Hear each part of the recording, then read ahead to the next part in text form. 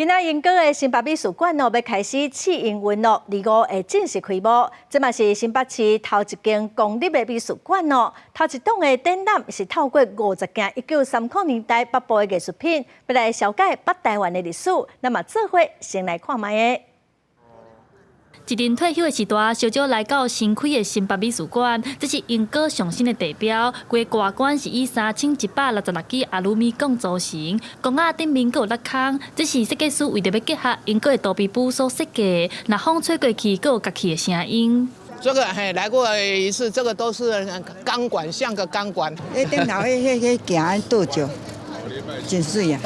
美术馆内面有一个合作往来照记的展览，收集1930年代北台湾的艺术品，希望透过这50件的作品，让大家看到北台湾的历史分界，包括吴天章为着纪念228事件的作品，向无名英雄致敬。 当当发的猪肉搭用油彩作品展示出台湾人细市的日常，单顺着1993年创作的水上，展示出父权社会家庭内部紧张的气氛。新北市从1930年代到现在当代的重要的艺术家，在这一段台湾这个土地上发生了一些事件，这个历史能够透过他们的作品呈现出来。 除了艺术作品，更有收集摄影师周照东所翕的相片，记录1970年代台湾炭工摕性命拼饭食的场景。新北美术馆表示，为着要让大家感受艺术，对4月初8开始试营运，到6月30进前拢免门票，免费参观。美术馆邀请大家到场感受咱台湾的声音。记者陈阿双、柯敏哲新北报道。